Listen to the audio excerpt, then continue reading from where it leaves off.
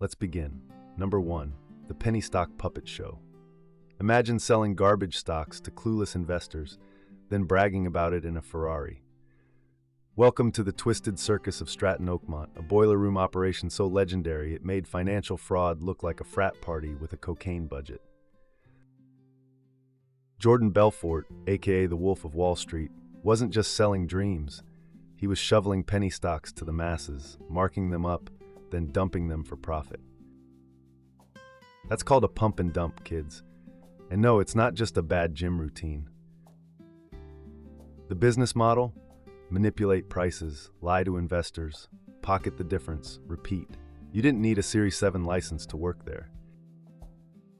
At its peak, Stratton Oakmont employed over 1,000 brokers and handled more than $1 billion in stock issues. That's billion, with a B, all fueled by the financial equivalent of fairy dust. The real kicker? They made millions selling stocks that were practically dead on arrival. Finance lesson? When someone aggressively pushes a stock you've never heard of, especially one that sounds like a fake vitamin company, run. Belfort later called it a mistake. The FBI called it securities fraud and money laundering. Tomato, tomato. And for his trouble, he got 22 months in a white-collar prison, a book deal, a Leonardo DiCaprio movie, and a speaking tour. Because in America, if you scam enough people, we don't exile you. We hand you a mic. Number 2, the raging bull market of cocaine. Your company is raking in millions a month. What do? A. Invest wisely. B. Save for your future. C. Blow it all on hookers, yachts, and enough cocaine to qualify as a Bolivian GDP. If you guessed C, congratulations. You're ready to run a Stratton Oakmont team. The firm's culture made Wolf of Wall Street look tame. Brokers weren't just rewarded for scamming. They were rewarded for scamming big, then partying even bigger. Office celebrations featured strippers, midget tossing contests, and enough alcohol to make Bacchus blush. It was Wall Street meets Roman orgy with a dash of 1980s finance insanity. Jordan Belfort was the ringleader, but the whole company functioned like a frat house with a market license. The bigger your sale, the bigger your cut, and your line of coke. Employees popped quaaludes like Tic Tacs and made million-dollar trades while hallucinating on the trading floor. Sound unstable? It was, but profits masked the madness. Lesson? If your workplace has a champagne budget larger than its HR budget, you're probably not at a sustainable business. But hey, who needs sustainability when your paycheck's higher than your ethics score? Eventually, the high crashed, and when the feds came knocking, guess what? Those hard-partying bros suddenly couldn't remember a thing. Great for blackouts, not for court testimony.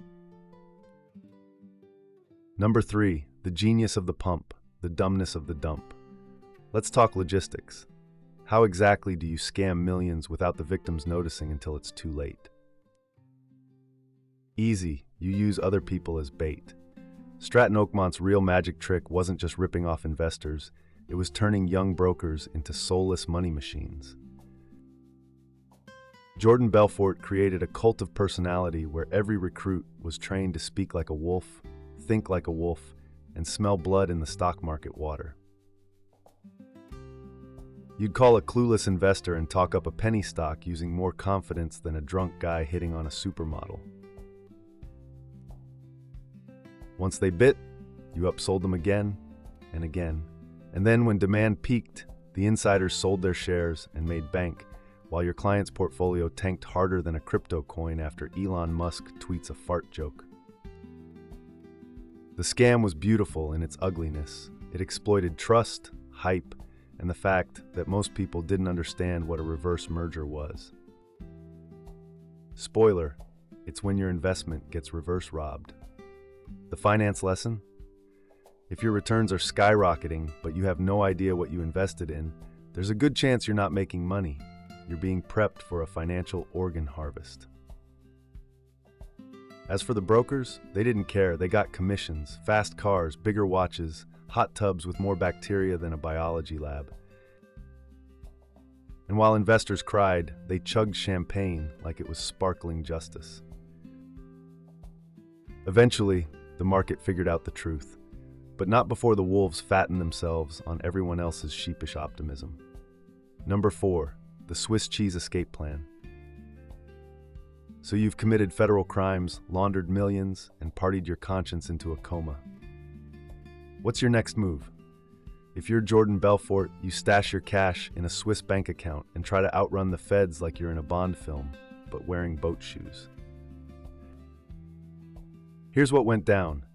Belfort funneled millions to Switzerland through his wife's aunt, who literally smuggled money in her bra. Yes, we're talking lingerie money laundering, because apparently wire transfers were too subtle. But here's the thing about Swiss banks. They're good at hiding money until you tick off the US government. Then suddenly those walls of secrecy crack like a soda can in a microwave. The feds had been watching, they tapped phones, they followed the paper trail, and when Belfort's trusted inner circle started flipping faster than pancakes at a church fundraiser, it was game over. Eventually, he was arrested and hit with charges including securities fraud and money laundering. But instead of pulling a full Enron and denying everything, Belfort flipped on his own crew. Lesson? In high-stakes finance crime, everyone's your friend until they're your court witness. Belfort's sentence? A mere 22 months in prison, because ratting out your buddies in a designer suit gets you a discount in justice points. And the Swiss bank? Well, they politely coughed up the details like a butler with bad manners. Turns out, even the Alps can't shield you from a subpoena. Number 5, from cell block to bestseller list.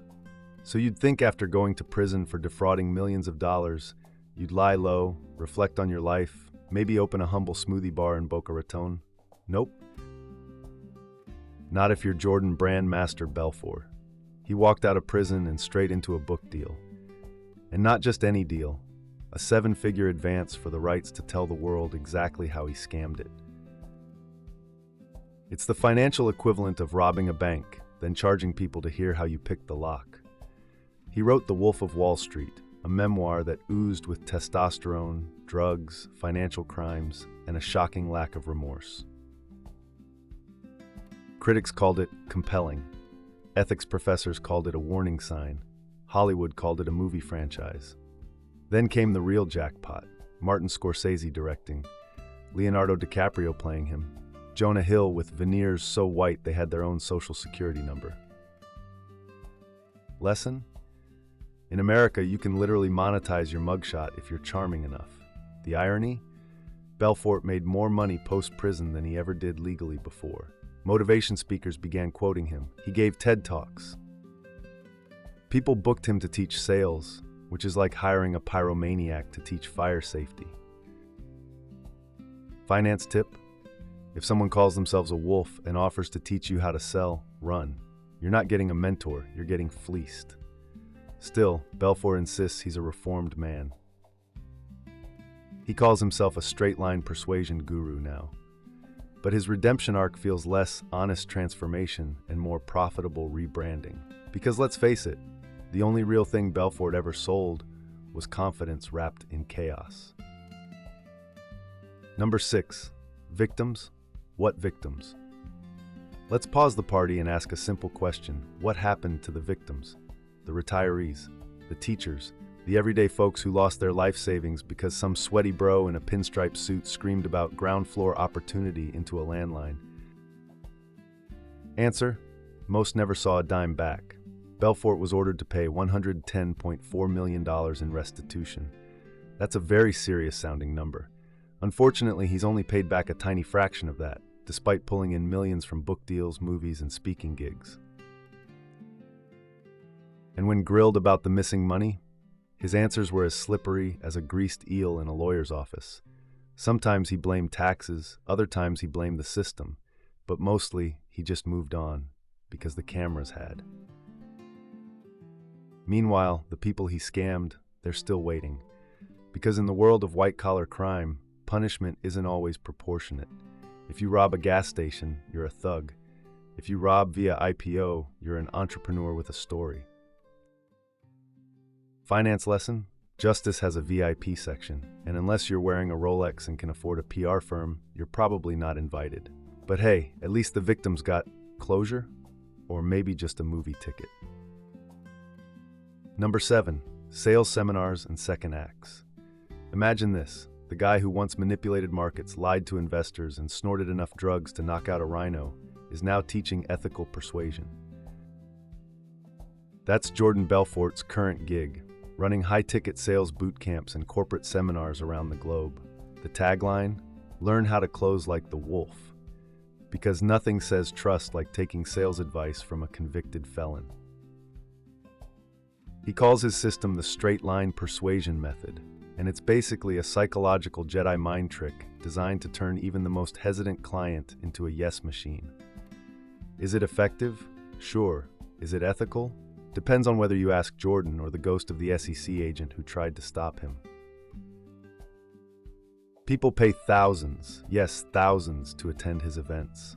Some even pay to take selfies with him. Because in late-stage capitalism, even a criminal past is just another marketing angle. And guess what? Companies are buying in. Sales teams hire him, influencers quote him, and business bros on LinkedIn worship him like a motivational meme in human form. Finance takeaway, redemption arcs are real, but so are rebranding arcs. And Jordan Belfort is basically the financial world's Teflon-coated cockroach. He survives everything and somehow comes out shinier. The irony? He's probably making more money teaching people how to sell legally than he ever made selling illegally.